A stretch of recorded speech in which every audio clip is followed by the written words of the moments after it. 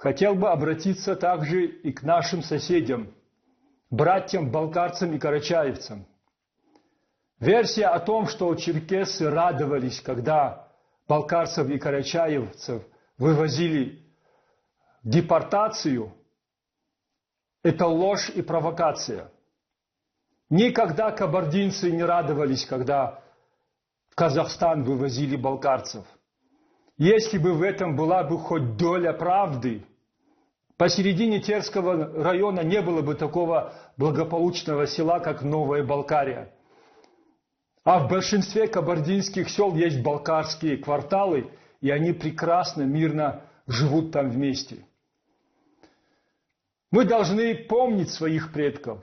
В самые трудные времена они всегда, когда в дом приходила беда, откладывали свои дела, откладывали кровную месть и плечом к плечу становились против врага на защиту Родины и своего народа. Сегодня снова в наш дом пришла беда. И если мы не объединимся, опять с нами поступят так же, как всегда поступали.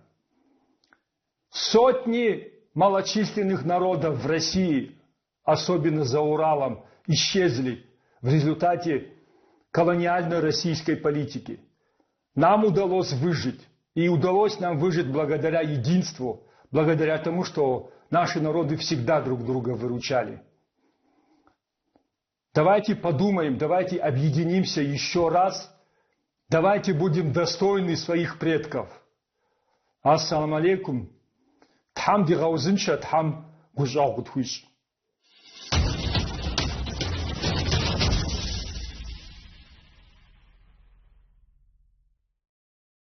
Ассаламу алейкум, дорогие друзья. Дай Аллах мира и благополучия всем.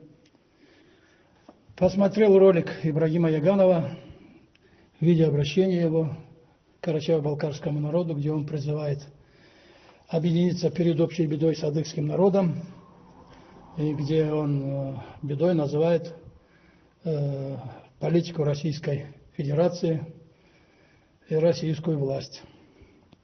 Ну, хочется ответить этому деятелю, напомнить ему кое-что и дать хороший совет, дельный совет. Для начала напомню, кто такой, поясню, кто такой Яганов. Яганов долгое время играл роль, носил маску патриота Кабардино-Балкарии, а также патриота России. Мы помним его на митингах, где главным лозунгом было «Навеки с Россией», «Столько-то лет с Россией» и так далее. Потом он параллельно строил мифическую Великую Черкесию. Ну, коротко, чтобы охарактеризовать его, это человек безбожник, язычник. Он этого не скрывал, он никогда не произносил имя Всевышнего, Аллаха. Также этот человек являлся инициатором и организатором многих интриг. Он же был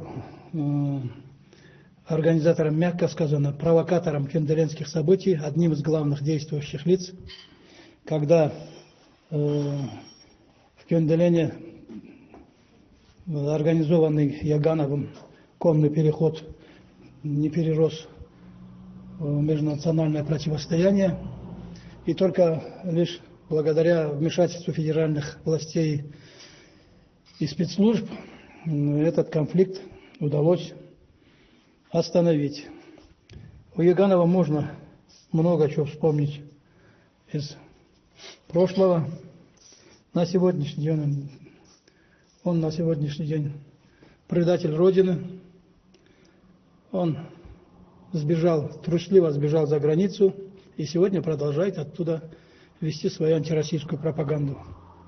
Яганов, как политик, должен знать, когда предлагает объединение, что пути развития, становления, национальную политику народа решают его лидеры, его элита, его руководители. А в лидерах в этой когорте был всегда Яганов. И кто у него были в друзьях, соратниках? С кем нам предлагает объединяться Яганов? Давайте вспомним небезызвестный Мартин Качесока, строитель великой мифической Черкесии, сегодня сбежавший в Турцию, простой грязный националист, уголовник, скрывается от правосудия Российской Федерации за рубежом. И странно, что за него так старательно заступается сенатор Арсен Каноков, который обещал нанять ему адвокатов, оплатить многие его расходы и так далее. Давайте, кто у него еще в друзьях? Друг и соратник у него, новоявленный крупный специалист по истории, полковник, пожарник, внук, сын лейтенанта Шмидта, вернее, внук Кевлара Хачирова, первого восходителя на Эльбрус, черный копатель карачаево-балкарской истории, он же магистр там всевозможных наук, как он сам выразился, специалист по межнациональным конфликтам. Вспомните его слова, который обещал при надобности устроить межнациональный конфликт буквально за неделю. Это жалобщик, писака-историк, писака по всем инстанциям, Хаширов, Аскар или Аскер, точно не помню его имени. Это еще и один его соратник, с кем нам предлагается объединиться.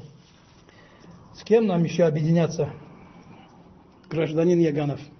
Давайте вспомним дальше ваших друзей, соратников, поддельников, вернее, на сегодняшний день уже понятно, маски сняты, можно говорить. Это Фатима Тлисова, Кантемир Балагов, Лена Кажарова. Это дочь пресс-секретаря того же Арсена Канокова, сенатора, Марьям Махиева. Это Шухов Замир. Это звезда Ютуба, потенциальный, скажем, пациент палаты номер 6 Заур Гуаджи, Беслан Кмузов, Мадина Тласханова. Да всех не упомнишь. У тебя в друзьях там целый полк коллаборантов. С ними нам объединяться, Яганов? Да нет, дорогой, спасибо. Карачаево-балкарский народ давно объединился и сделал свой выбор. Когда Балкария добровольно вошла в состав России, а Карачай по договору, и наши прадеды принесли клятву верности России. И мы не имеем права нарушать ее, и ни разу не нарушали. И сегодня подавляющее большинство карачаево-балкарского, я и надеюсь, кабардинского, адыгского народов поддерживают спецоперацию по денацификации Украины. Так что тому большие примеры, что большое количество добровольцев из среды нашего народа. От простых ребят Саулов и кончая депутатами Народного собрания Карачаево-Черкесии. Большой процент выполнения призыва, хотя военкоматом, хотя продажные СМИ и каналы наподобие Кавказ-Ликбез и так далее горланят об обратном. Ну, они отрабатывают свой хлеб. Я надеюсь, что ихняя дорога тоже будет сейчас подобно вашей. И они тоже как крысы сбегут с России. И мы будем жить спокойно в мире. Россия не такие переходила, видала поворот судьбы. Россия не такие войны побеждала, не такие конфликты, скажем, тушила. Россия многих зазнавшихся приводила в чувство или лишала чувств. Так что большой совет вам, господин Яганов, и вашим соратничкам, друзьям, опомниться, покаяться и сдаться. Пока еще ветер без камней. А в подтверждение преданности наших народов Карачаево-Балкарского России, данной клятве, произнесенной когда-то, я приведу простой пример. Сегодня большое количество наших ребят возвращаются с орденами, с медалями, с наградами. А вершиной служения Отечеству и преданности служит пример нашего летчика-истребителя, Кавказского горного орла из Карачая, генерал-майора Канамата Буташева. Так что ваш призыв, товарищ гражданин Иганов, не услышан. По вам плачет трибунал. Так что делайте выводы. Всем мира и добра. Да здравствует Россия. Слава России. Ассаламу алейкум.